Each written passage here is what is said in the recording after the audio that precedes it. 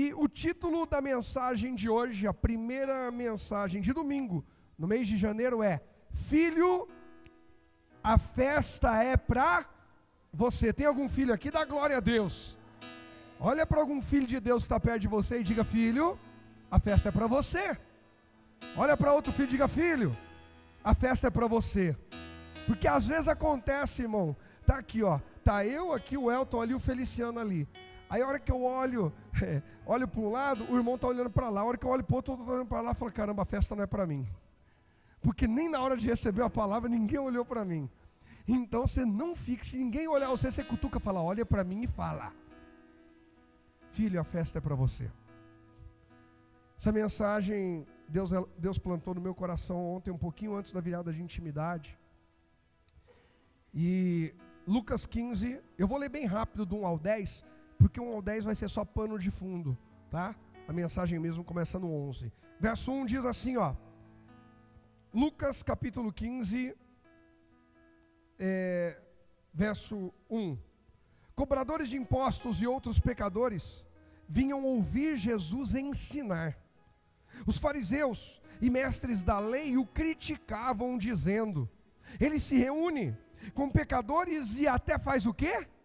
Come com eles. Então Jesus lhes contou esta parábola: se um homem tiver 100 ovelhas e uma delas se perder, o que acham que ele fará? Não deixará as outras 99 no pasto e buscará a perdida até encontrá-la? Cadê? Vamos lá até o 10 direto. E quando a encontrar, ele a carregará como, gente? Alegremente, nos ombros, e a levará para casa. Para de lamentar aquilo que Deus mandou você buscar. Vai e busca com alegria, amém? Ai, só eu que estou buscando pela minha casa. Ai, só eu que estou orando. Ai, só eu. Não, encontrou, se alegra. Aí diz: quando chegar, reunirá os amigos e vizinhos. Esse ano é ano de reunir muita gente para ouvir a grandeza de Deus. Esse ano nós vamos visitar a casa de muita gente aqui. Você vai reunir um povo e nós vamos levar a palavra de Jesus lá. Amém. Já vai pondo em oração aí: a minha casa vai ser um lugar que vai receber a palavra de Deus, amém? Já vai preparando. Alegrem-se comigo, pois encontrei minha ovelha, o quê? Perdida. Reúne e se alegra. Aí o 7 diz, da mesma forma: há mais alegria no céu por causa do pecador perdido que se arrepende, do que por 99 justos que não precisam se arrepender. O verso 8 ele vai dizer: ou suponhamos que uma mulher tenha 10 moedas de prata e perca uma, acaso não acenderá uma lâmpada, varrerá a casa inteira e procurará com cuidado até encontrá-la? O tesouro está aí dentro. Quando a encontrar, reunirá as amigas e vizinhas e dirá: alegrem-se comigo. De novo, reúne, se alegra, pois encontrei a minha moeda perdida. Da mesma forma, a alegria na presença dos anjos de Deus, quando um único pecador se arrepende. Último domingo de janeiro vamos ter batismo nas águas.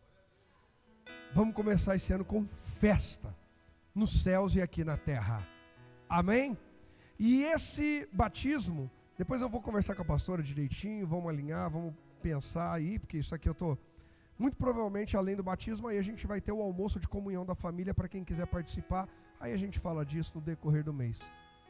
Mas é tempo de alegria, porque Deus quer salvar todos os perdidos. Você pode dizer comigo, diga: é tempo de alegria, porque Deus quer salvar os perdidos. Todos aqui sabem, ou quem não sabe, nós temos 2 irmãs que moram aqui conosco, ou pelo menos moravam. Vamos ver como é que vai ser. Liseides e Josi. Elas foram agora para ver a família, há 3 anos que não viam, foram até a Venezuela. Hoje o espaço aéreo da Venezuela está fechado, hoje a fronteira com o Brasil está fechada, por conta do que aconteceu ontem. E ontem, 5 e pouco da manhã, a Liseides pôs no grupo da igreja, pedido de oração, eu já interagi com ela e tudo mais, e a coisa foi desenrolando, e no decorrer do dia, perguntei para ela: Liseides, como é que está aí? Ela falou: é uma festa, o país está em festa, porque Deus está nos livrando do maldito comunismo. Se você defende, é um direito seu, mas vai ver quem vive. Vai ver na prática, porque é muito fácil. Não, pastor, porque eu defendo essa bandeira. Tá bom, deixa eu só te falar uma coisa. Alguém aqui é venezuelano? Alguém aqui é venezuelano? Então não dá para dizer, ai, coitado, porque está, ai, porque o trampo que ele fez está errado. Era você que estava sofrendo, porque o povo lá está feliz. Então vamos deixar a hipocrisia de lado e vamos perguntar para quem tinha o espinho na mão, no pé, se alguém ter arrancado o sapato e tirado o espinho, se fez bem ou se fez mal. Ao invés de ser um alienado que teve a mente influenciada e não tem a humildade. É só isso, gente. Não estou falando de política, não. É ter a humildade de ouvir quem está sofrendo aquele mal. Só isso. Quero que você vire de um lado ou do outro. É só ter humildade. É só ter. Jesus falou, aprenda comigo que eu sou humilde. Humildade. Irmã, você viveu debaixo desse regime. O que você diz? Nós não aguentávamos mais. Nós isso, nós aquilo, aquilo outro. Agora o país está em festa. Se um país está celebrando, está festejando, porque um ditador, narcotraficante, terrorista, com provas e mais provas, foi preso, foi tirado de lá. Mas pastor, o jeito que entrar, não sei o quê. Eu dei um exemplo que eu acho que faz muito sentido. Você é o vizinho que ouve que na casa ao lado o marido está espancando a mulher. Você chama a polícia chega lá e fala, mas eu não posso invadir a propriedade deles para entrar. E você vai ficar parado esperando a mulher morrer? Aquele país está gritando faz tempo. Aquele país está clamando faz muito tempo. Nós conhecemos a Liseides e a Josi por causa do clamor daquele país. O povo de lá teve que sair em busca de dignidade para não passar fome. É muito fácil julgar porque teve uma lavagem cerebral feita para levantar a bandeira de uma ideologia. Vamos ser só humanos agora. Vamos ver a dor do nosso próximo. Vamos só aprender a amar o próximo como a nós mesmos. E se alguém ficar triste porque eu falei essas verdades, que esse seja um ano de clareza na nossa mente. Porque até agora eu falei sobre política, eu estou falando sobre humanidade. Se a ideologia política te alienou tanto que você não consegue ouvir a dor de um ser humano, então realmente você precisa de uma libertação pesada. E eu falo isso sabendo que eu posso ser mal interpretado, mas eu não posso me calar diante da dor de tanta gente.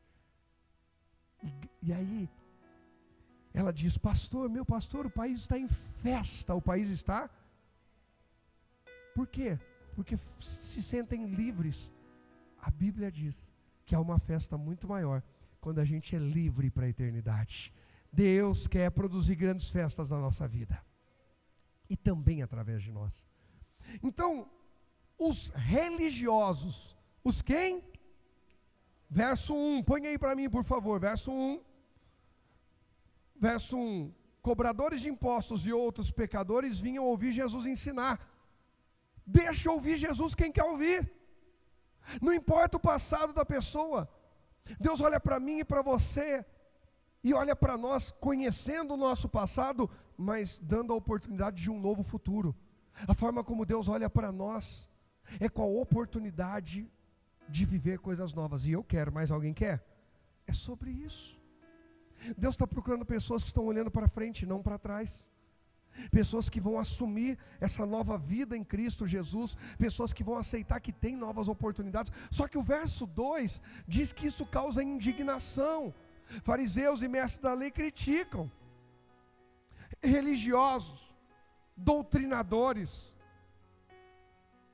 se revoltam quando alguém é colocado em liberdade, porque eles querem se aproveitar da opressão para impor seus fardos religiosos. Infelizmente tem líderes religiosos assim, que não estimulam o povo a ler a Bíblia, que não estimulam as pessoas a orar, que querem tornar as pessoas dependentes deles. Vocês não são dependentes de mim nem de ninguém dentro dessa igreja. Todos nós dependemos de Jesus. Ele é o único mediador entre Deus e os homens. Agora é lógico, sim, servir a Deus também se faz com ordem e decência. E a gente se organiza enquanto igreja como um corpo. E aí sim, tem pessoas que servem em posição de liderança, pessoas que pastoreiam, pessoas que ministram, e a gente deve respeitar cada um, amém? Mas o único mediador continua sendo Jesus. Eu não preciso oprimir ninguém, porque isso não é evangelho. Para que alguém fique dependente de mim e tenha medo de sair. Eu preciso ministrar a verdade. E quem amar a verdade vai continuar caminhando junto da verdade. Jesus ministrava a verdade e isso incomodava os opressores. Aí lá no verso, antes de ler o 11, põe para mim o primeiro tópico. Presta atenção nisso aqui, ó. Nós vimos lá nos 2 exemplos que já foram citados, que houve um ponto comum, e é esse. Qual o ponto comum? Ó, tudo que foi perdido foi o quê? Foi o quê? Não, é que não foi você que perdeu, né? Se fosse, ia celebrar mais. Tudo que foi perdido foi o quê? Celebrado ao ser reencontrado. Deus ama e quer celebrar você. Pastor, mas eu sou de Deus, você está dizendo que eu estava perdido? Não, mas tinha sonhos perdidos aí dentro, que Deus está trazendo de volta à luz. Tinha projetos, ministérios perdidos aí dentro, e Deus está trazendo de volta à luz. Deus tem prazer em celebrar restauração, para isso Ele nos renova. Deus tem prazer em celebrar aquilo que foi perdido foi restaurado, aquilo que foi perdido foi reencontrado. E Deus quer celebrar eu e você, sonhos, projetos, ministério, visão, família, saúde. Tem tanta coisa que estava perdida em nós, mas Deus já está nos levando a essa visão. É hora de reencontrar o que estava perdido e fazer uma grande festa que aponta para o Senhor e diz: Deus tem sido bom comigo, glórias ao nome do Senhor. O que estava perdido foi encontrado. O verso 11 vai mostrar uma terceira parábola. Já falamos aqui da ovelha e da dracma, e há um ponto comum entre a ovelha e a dracma.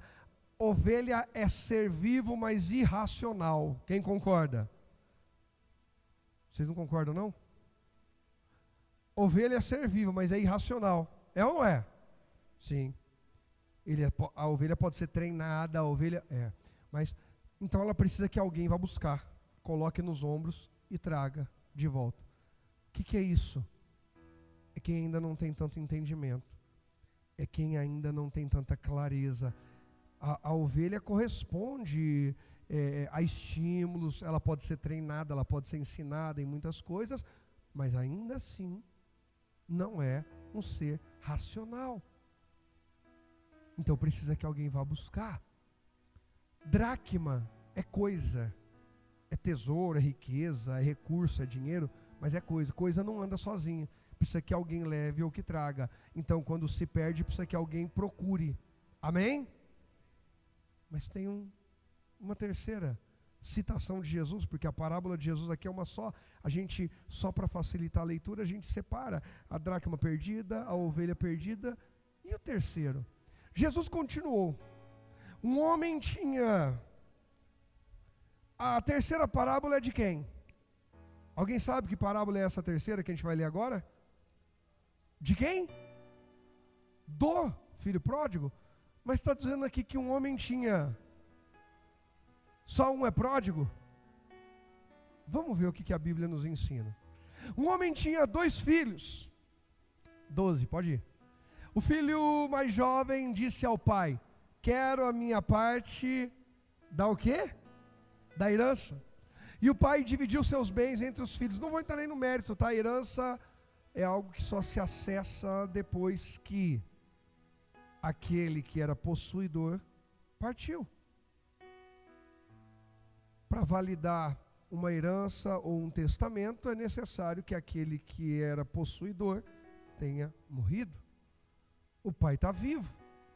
E a Bíblia fala sobre filho querer pedir herança antes da morte do pai, que isso não vai terminar bem.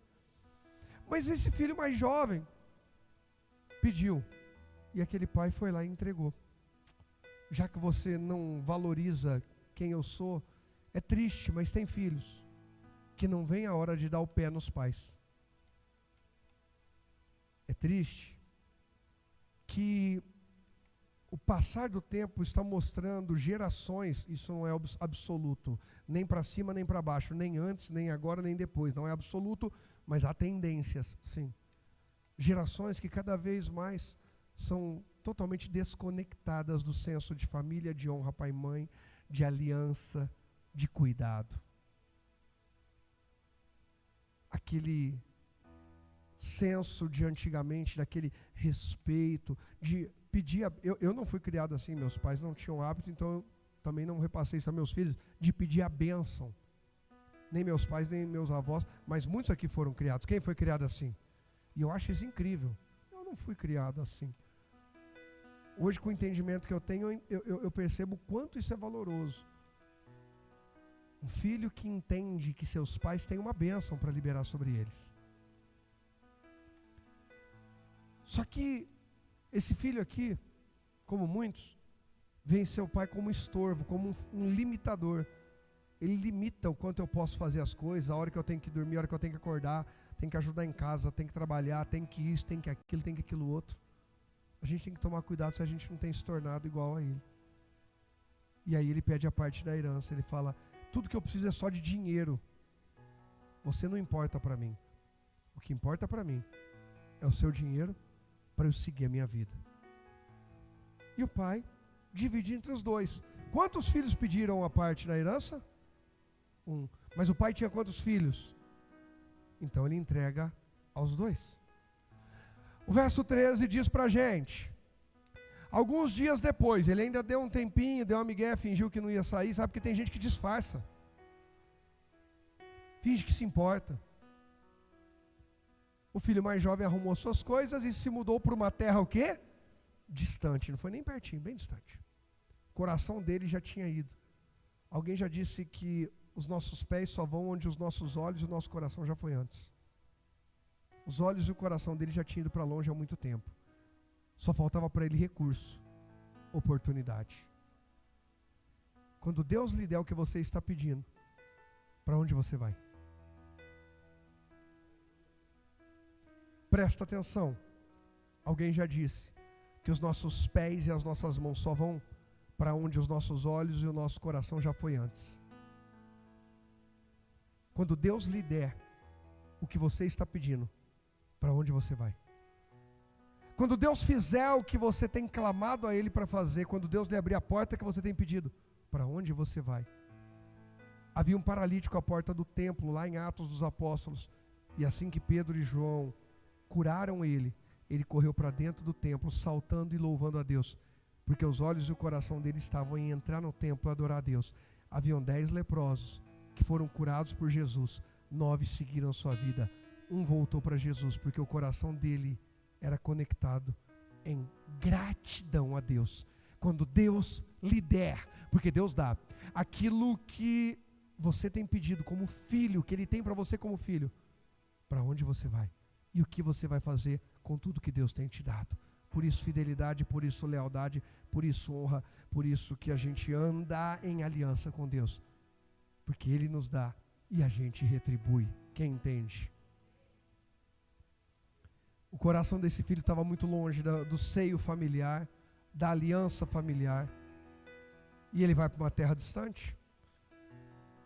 E lá ele faz o quê? Onde desperdiçou tudo. Desperdiçou quanto, gente? Tudo que tinha. Por viver de forma o quê? Desregrada. Diga bagunça, destrói herança. Diga não adianta pedir para Deus me abençoar muito. Não, fala com força. Fala, não adianta pedir para Deus me abençoar muito, se a minha vida continuar uma bagunça. Esse ano tem gente que vai quebrar aquela maldita plaquinha, Deus abençoe essa bagunça. Sai fora disso aí. Não adianta pedir, Deus entrega a bênção, Ele entrega, mas vive uma vida desregrada, vai durar quanto tempo, Fê? Não adianta. Eu dou sempre o exemplo que tem gente que se você dobrar o salário da pessoa, você dobra a dívida. Se você dobrar o salário da pessoa, a única coisa que você vai fazer é aumentar a dívida dela. Antes a dívida dela alcançava 3 mil, 5 mil, agora a dívida dela alcança 6 mil, 10 mil. Porque quanto mais ela tiver, mais ela vai destruir. Vocês já viram isso? Não adianta assumir grandes heranças receber grandes bênçãos, se não colocar a casa em ordem. E para de dar desculpa e dizer que é difícil. Alguém já disse que tudo na vida é difícil. É difícil ter uma alimentação saudável e é difícil ter uma alimentação ruim. É difícil praticar atividade física, é difícil também não praticar. A diferença é que um difícil vai te levar à saúde e qualidade de vida por longo tempo. E o outro difícil vai te dar prazer imediato, mas vai destruir você para frente. Do mesmo jeito, a estrutura emocional. É difícil ter que perdoar toda hora. Mais difícil é ser um poço de rancor. É difícil ter que perdoar, ter que relevar. É difícil ter que... mais difícil ainda é viver amargo, cheio de mágoas, sempre contando quanto mal lhe fizeram, quantas pessoas traíram sua confiança, quantas pessoas lhe decepcionaram. As duas situações são difíceis, são ou não são? Só que uma me deixa livre. Perdoar me deixa livre. Perdoar me traz saúde mental. Perdoar me traz saúde emocional. Continuar a prosseguir minha vida traz leveza para minha alma. Quem entende o que eu estou dizendo? Qual difícil eu e você estamos assumindo? É uma escolha. Viver de forma desregrada é difícil, porque vai produzir um caos. O verso 14 diz: quando o seu dinheiro acabou, dinheiro, saúde mental, saúde física, alianças, porque tem gente, irmãos, que a pessoa não alimenta nada que é bom, ela não tem alianças duradouras, porque ela só se aproxima das pessoas para sugar tudo que ela pode, e ela dá o pé e troca, e depois ela suga o outro e troca, suga o outro e troca. Ela é sempre interesseira, ela é sempre empolgada, mas ela não tem profundidade, ela não tem raízes profundas, ela não tem alianças que realmente são para a vida. Tudo acaba rápido. Uma grande fome se espalhou pela terra, e ele começou a fazer o quê? O que aconteceu com ele? A passar necessidade. Olha o tópico, olha esse destaque que eu coloquei, ele faz muito sentido. Crises externas primeiro expõem, e também potencializam bagunças internas. O nosso problema não é o que está acontecendo do lado de fora. O nosso problema é como o nosso lado interno não se preparou para o que está acontecendo do lado de fora. O nosso problema não é ouvir um não de Jesus. Eu ministrei aqui 2 viradas de intimidade sobre aquele homem gadareno que era endemoniado e que Jesus libertou. E depois de Jesus libertar, aquele homem pede para Jesus para entrar no barco e servir no ministério de Jesus. Tem coisa melhor? Alguém que chega e fala: pastor, Deus me abençoou aqui nessa igreja, agora eu quero servir. Eu não quero só vir e participar do culto. Eu vejo que a obra precisa de mais gente. Se a gente está clamando para Deus enviar mais pessoas, então nós precisamos de mais gente servindo. Quem concorda comigo? Não adianta você dizer assim: eu quero alimentar mais gente, se você não vai ter mais alimento para colocar. Então não adianta a gente clamar para a igreja crescer, se nós que estamos aqui não nos oferecemos, não nos apresentamos para servir e cuidar no crescimento da igreja. Se muitos estão, na verdade, atirando a mão do arado ainda, e muitos foram chamados e não estão fazendo nada. Como é que Deus vai mandar uma família com crianças se nos falta pessoas servindo no Kids? Como é que Deus vai mandar casais se nos falta casais que tenham disposição para vir no culto, para sentar com esses casais e aconselhar? Como é que nós vamos pedir para Deus mandar jovens se faltam pessoas capacitadas a orientar, abraçar, interceder, a estar nos cultos, para receber um jovem que chegou aqui todo atrapalhado, pensando em tirar a vida ou qualquer coisa assim, se nós não vamos estar aqui para dar suporte? Quem entende o que eu estou falando? Não adianta pedir para Deus enviar algo ou alguém que a gente não vai administrar ou cuidar. Algo administrar, alguém cuidar. Não adianta. Crises externas, essa falta externa, revela que do lado de dentro ainda tem uma bagunça. Revela que do lado de dentro ainda não nos preparamos. Revela que no lado de dentro a gente quer muita coisa, mas a gente se prepara para pouca coisa. Você é como alguém que fala, eu quero viajar e conhecer o mundo. Mas não procura se organizar para isso, saber a cultura de onde está indo. Claro que hoje em dia com a tecnologia dá para se virar em qualquer lugar do mundo, ok. Mas não procura estudar um idioma. E aí quando vai para um outro país, a pessoa fala, ai meu Deus, e agora? Eu lembro quando a gente foi a Israel, e a gente chegou lá no hotel que a gente foi dormir, passar a primeira noite na região do Mar Morto. A gente subiu para o quarto. Quando chegou, a gente foi tomar banho e tal, a pastora tomou banho primeiro. A gente já estava há mais de 20 horas em viagem, sem banho.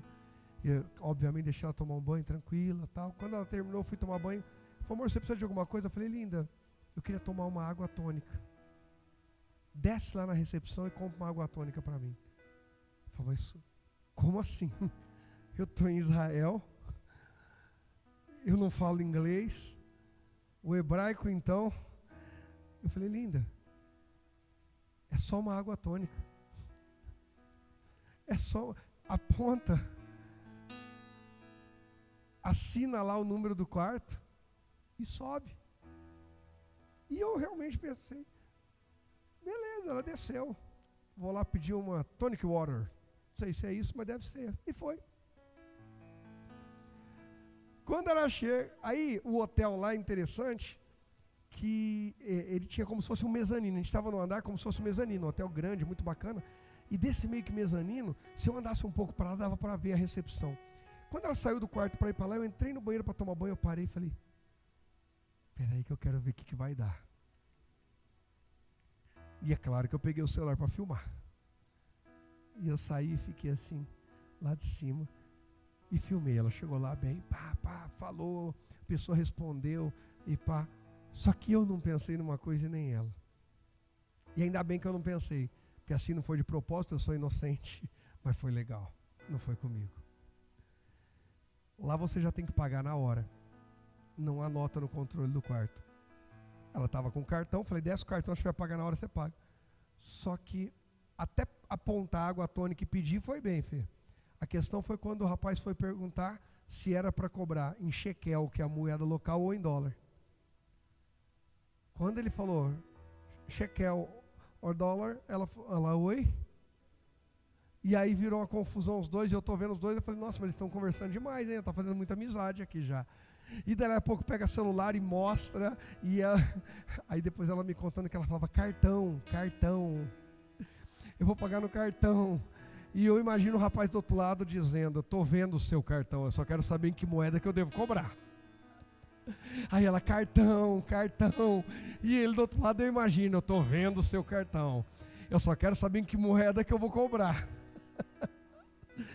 E quando voltou, irmãos, ela falou, você fez isso de propósito, né? Eu falei, não fui tão sábio assim, mas gostei. Não pensei, não foi ideia minha, mas gostei. Se tivesse pensado, tinha mandado mesmo. É bom demais.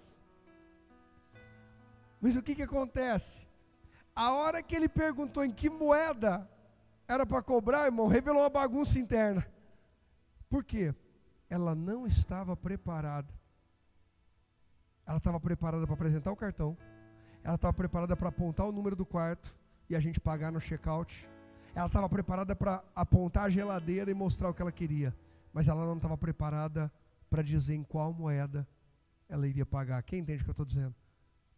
E uma crise externa de comunicação expôs isso e potencializou isso.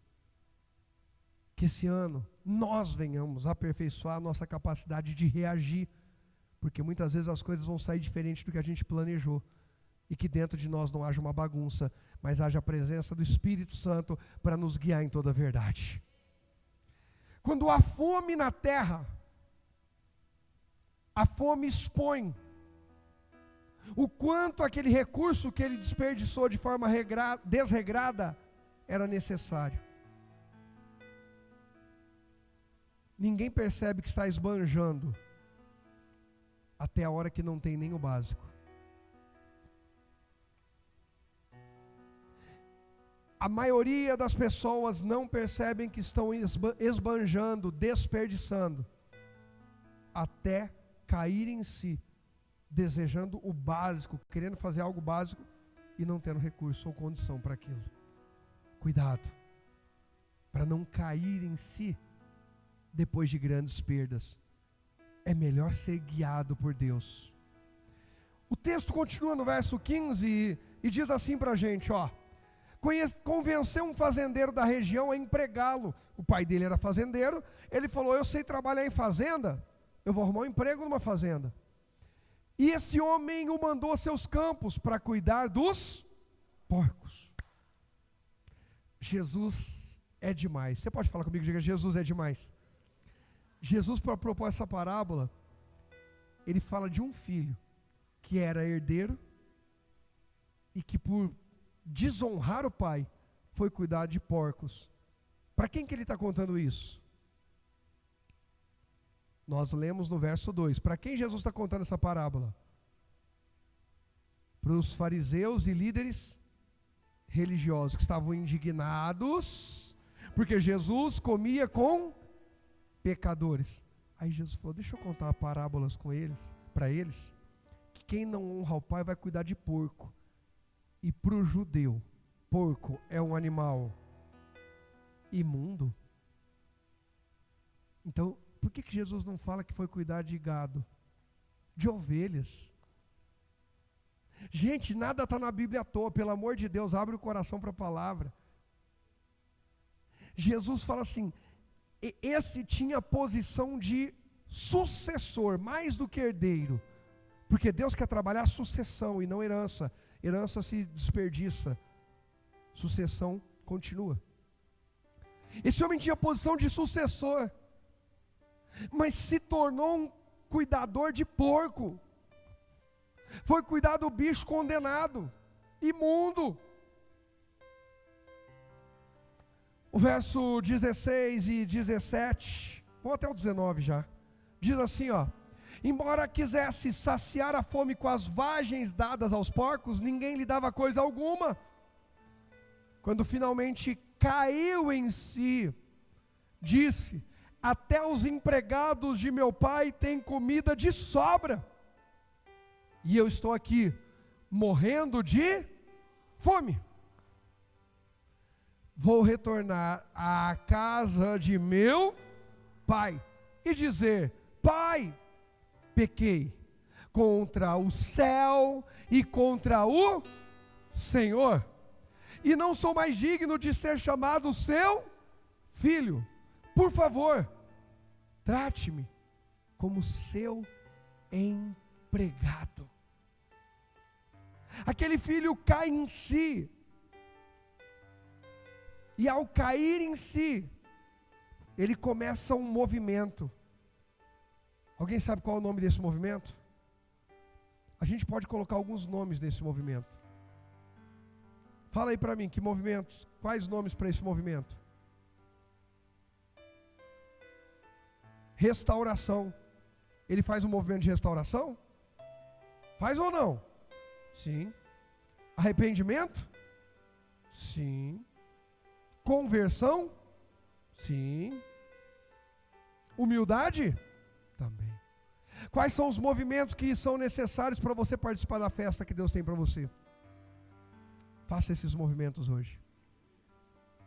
Faça os movimentos que forem necessários, mas não fique de fora da festa do Pai.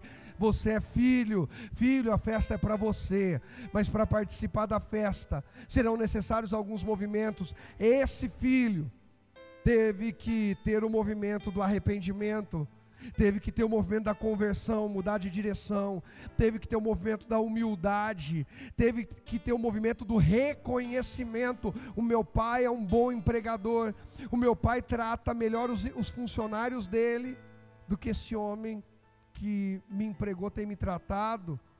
Ele começa um movimento de restauração. Eu quero voltar para dentro da casa do meu pai. Esse é um tempo de renovação. Faça o movimento que for necessário, mas não fique de fora da festa do Pai. Qual foi seu chamado que foi deixado de lado?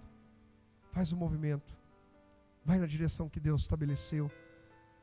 Esse tópico agora, ele vai dizer o seguinte, olha, dias, deixa eu ver, Pulou aí, hein? Pulou. Pode ser que eu não tenha mandado, eu acho que eu mandei. Mas tem um tópico antes desse. Dias difíceis.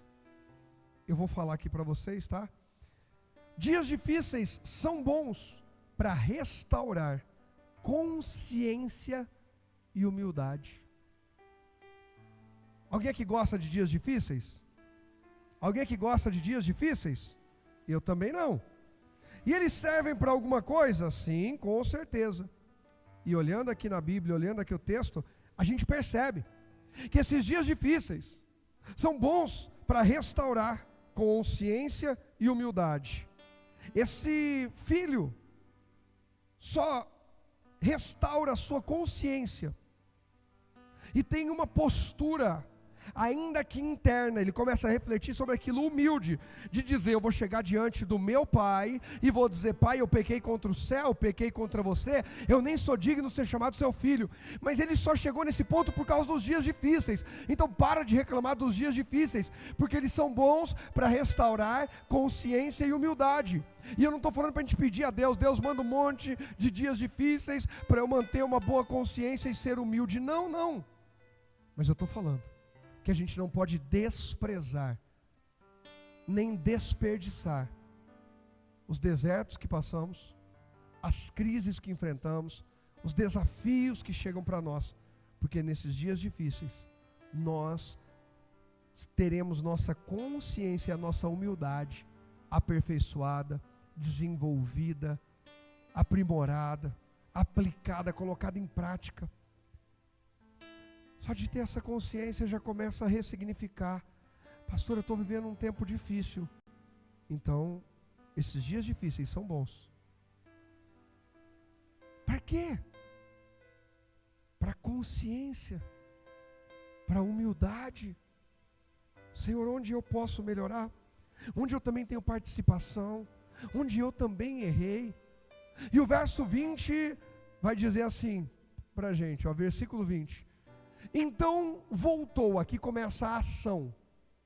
Ele caiu em si e agora começa a agir. Então voltou para a casa de seu pai.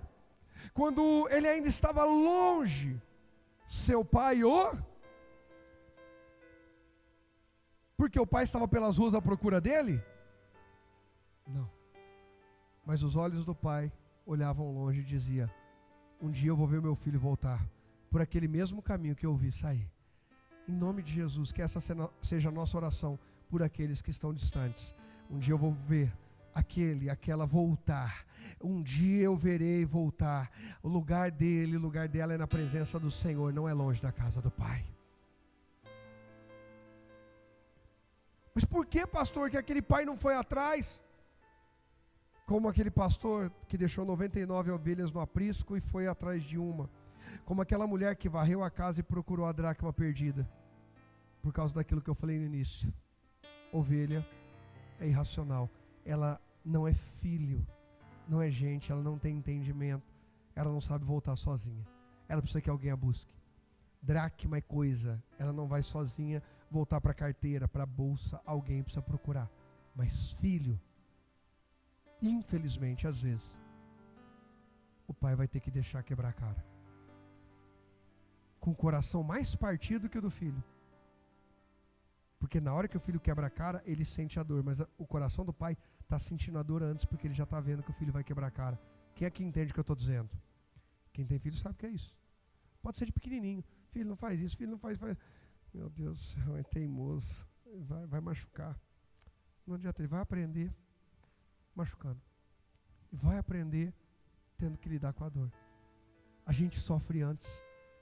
A gente intercede, a gente luta, mas não pode tomar o lugar dos filhos. Só que aquele pai, eu imagino que ele fica ali no alpendre da casa da fazenda, ou vai até a porteira. Talvez aquele pai subisse assim na madeira ali da porteira e ficasse ali olhando pela estrada, vendo se via alguém vindo.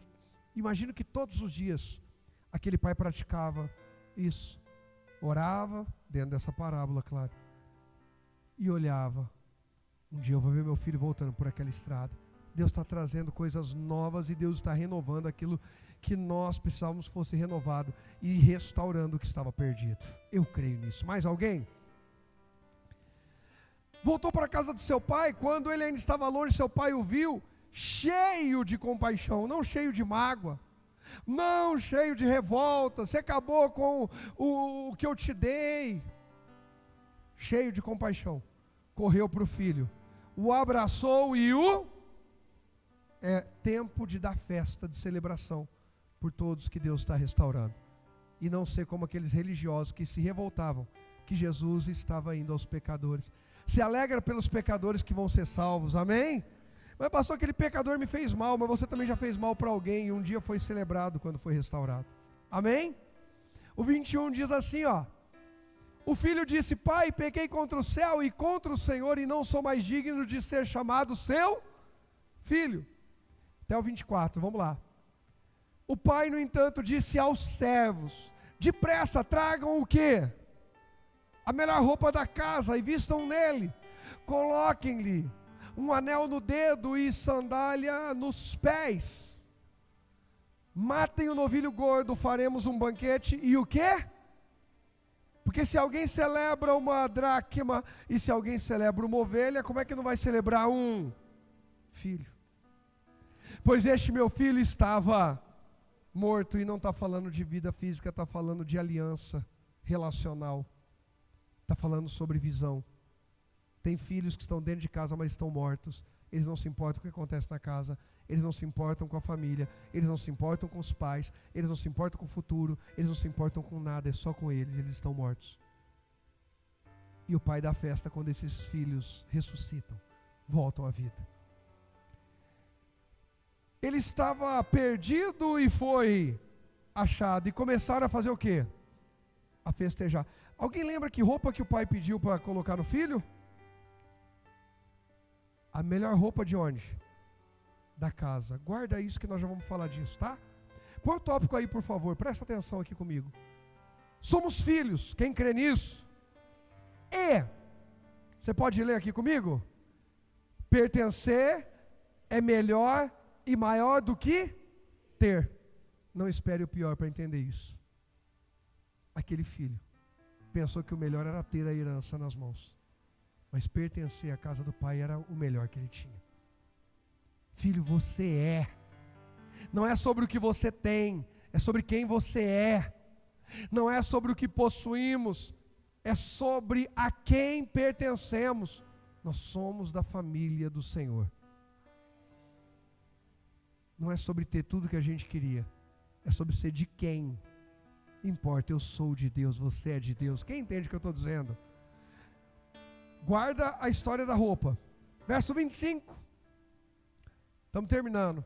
Enquanto isso, o filho mais velho fazia o quê? Trabalhava onde? No campo.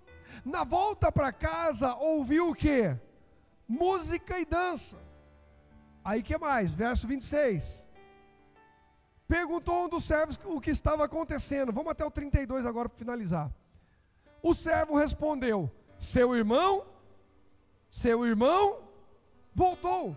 E seu pai matou o novilho gordo, pois ele voltou como? São e salvo. O irmão mais velho se irou e não quis entrar. O pai saiu e insistiu com quem? Com o filho. Enquanto o filho está dentro dos limites do pai, dentro da casa, o pai sai e vai até ele. Quando o filho decide ir lá para fora, o pai só intercede. O pai sai e insiste com ele, mas ele respondeu: todos esses anos tenho o quê? Trabalhado como um. A parábola não é do filho pródigo, é dos filhos pródigos. Porque um filho, em ações, ao sair de casa com a herança, revelou o coração. E o outro, ao não valorizar a volta do irmão, e ao se enxergar como escravo, trabalhando num negócio que era dele, que era escravo, depois de trabalhar muito tempo, se torna dono da fazenda? Hein? Cuidado, filho, para não estar sendo indiferente, frio, egoísta, não está desprezando a grandeza do que Deus está te entregando. Eu sirvo a igreja de Jesus. Paulo vai dizer que todo mundo é escravo de alguma coisa ou de alguém, daquilo que a gente serve, que a gente se torna escravo disso. Só que a gente trabalha por uma herança. Eu tenho uma herança eterna. Quem mais tem? Então eu já não sou apenas escravo, eu sou filho. Ele diz: todos esses anos tenho trabalhado como um escravo para o Senhor, e nunca me recusei a obedecer às suas ordens, e o Senhor nunca me deu, nem mesmo um cabrito para eu festejar com meus amigos. Essa é a visão dele, mas olha a visão do pai. Filho, abre o teu coração para o pai, você precisa conhecer mais o coração do pai. Olha para quem está ao teu lado e diga: filho, abre o coração para a visão do pai, você precisa conhecer mais seu pai. Aquele filho tinha essa visão porque ele nunca teve essa conversa com o pai. A gente ainda sofre por assuntos que a gente nunca tratou com Deus. A gente ainda sofre por assuntos que a gente nunca tratou com alguém que a gente tinha que ter tratado. E a gente fica pré-julgando alguma coisa. Aquele filho está pré-julgando que ele não tem direitos. Quando o pai, sem ele pedir, quando o filho mais novo pediu a parte dele da herança, o que o pai fez? Repartiu a herança entre os... Esse que está se dizendo escravo já recebeu até a herança. Escravo tem direito à herança? A gente fica cego. A raiva, a comparação, os ciúmes, a inveja, a competição, cega as pessoas. Está cheio de gente seguindo movimentos de comparação hoje em dia. Isso é cegueira. Isso é sobre ter e não sobre pertencer. Mas quando esse seu filho, nem fala meu irmão, volta, depois de desperdiçar seu dinheiro com prostitutas, o Senhor comemora matando o novilho. O irmão tinha desperdiçado dinheiro com prostitutas? Onde que está escrito? Não, já que vocês sabem, os acusadores estão sempre prontos. Senão não vão converter. Hã? Põe o versículo aí que ele desperdiçou tudo que ele tinha. Põe aí, por favor, para mim. Cadê? Eu acho que é o 19, não, 19 não, 14 deve ser. Vai lá no 14. Travou aí? Não é o 14. Peraí, deixa eu pegar aqui que é mais fácil. É o que fala que ele viveu uma vida... Alguém lembra da palavra que eu falei? Aqui, ó. Põe o 12 aí para mim, por favor. O 12. O filho mais jovem disse ao pai: quero a minha parte da herança. O pai dividiu o bem entre quem? Os filhos, os dois. O 13. Alguns dias depois, o filho mais jovem arrumou suas coisas e se mudou para uma terra distante, onde desperdiçou tudo que tinha por viver de forma... Está escrito aí que ele contratou prostitutas? Não me ajuda, por favor. Pode ser que tenha acontecido, mas está escrito que aconteceu. Mas a gente é bom em piorar o que está ruim, né? Não, mas como que a gente é bom? Fulano chegou de madrugada e ainda estava bêbado. Mas ele nem bebe, mas se chegou de madrugada tem que estar bêbado. Irmãos, tem gente que o diabo olha e fala assim: eu devia contratar você para ser um dos meus demônios. Porque você é especialista em piorar a coisa que já está ruim. Gente, pergunta a pastora. Se você ficar perto de mim e for daquele que piora uma notícia ruim, nós vamos ter crise. Eu não aguento. Falei, o diabo não precisa de ajuda não. Só fala qual que é o problema. Não, é que a Júlia sentou na hora que não era para sentar no começo do culto, e isso aí é porque ela está revoltada, ela começou 2026 virada, isso aí é porque na virada dela deve ter feito alguma coisa errada, é algum pecado que ela cometeu. Não, ela só sentou. Quem entende o que eu estou falando? Seja liberto. Sejamos libertos dessa ação de piorar o que está ruim. Vamos ficar até onde a gente tem informação. Amém? Porque é um tal de pré-julgar. Se essa pessoa sumiu é porque está aprontando, e não é pouca coisa que está aprontando não. Aí a pessoa aparece e fala: nossa, tive uma crise, estava doente. Aí a gente não tem nem humildade de dizer, Deus, me perdoa, eu pequei. Julguei mal. Volta lá no 30. Volta lá no 30. Mas quando esse seu filho volta depois de desperdiçar seu dinheiro de forma desregrada, o Senhor comemora. É isso que está escrito? Desperdiçar o seu dinheiro com prostitutas. Então calma, viu? Calma. O Senhor comemora matando um novilho. O 31 diz assim, ó, o pai lhe respondeu, meu filho, você está, o que é? Quando? Com quem? Você está com o pai. Eu estou com o pai. E tudo que eu tenho é? Coloca o tópico, por favor, presta atenção aqui comigo, olha. Cuidado com a crise de ciúme, inveja e comparação. Brigamos por um... O Senhor nunca deu um cabrito para eu comemorar com meus amigos? E o pai está dizendo, você é filho. Você pode dizer comigo, diga filho, não briga por cabrito. Filho é dono de tudo. Não. Se a gente entender isso, irmão, a festa é para você. Para de brigar por causa de um cabrito. Quem aqui tem irmãos? Por que eu que tenho que lavar ele só enxuga? Aí em casa vai começar os pais que receberam essa palavra, vai dizer assim, ó o cabrito, vou chamar o pastor para soltar seu cabrito. Em casa, como Israel é muito pequeno e a Bela não dá para eles ajudarem, aí o Israel ajuda, já ajuda em algumas tarefas, porque tem que ir ensinando desde pequeno. Mas aí a conversa às vezes é outra. Rogerinho, você não vê o que ele está fazendo, mãe? Você defende ele? Ele é o quê? É por isso que ele está assim. Ele está não sei o que lá. Aí o Israel, auinho. Aí o Israel. É só na minha casa que é assim, né? Por causa de um cabrito. O Thales e o Thomas vão ouvir sobre cabritos essa semana. Nós somos filhos. Aí você fica olhando o carro que o outro comprou e fica indignado e fala que ele está traficando. Irmãozinho, se você estiver assistindo, um beijo. O outro fica indignado que eu estou na laje fazendo live. Você é filho. A fazenda é para mim, é para você também. Fica brigando por causa da picanha não. Traz ela que a gente come junto. Você viu lá? Dia primeiro o pastor pôs foto lá, fez churrasco, comeu picanha. Vem comer com a gente. Amém, muito amém. Estou até assustado. Ei, chega de comparação, não, mas porque o carro do outro é melhor, porque a casa do outro é melhor, que a roupa do outro é mais bonita, porque a igreja do outro é isso, porque o marido da outra, diabo. Chega! Em 2026 nós não vamos brigar por causa de cabritos.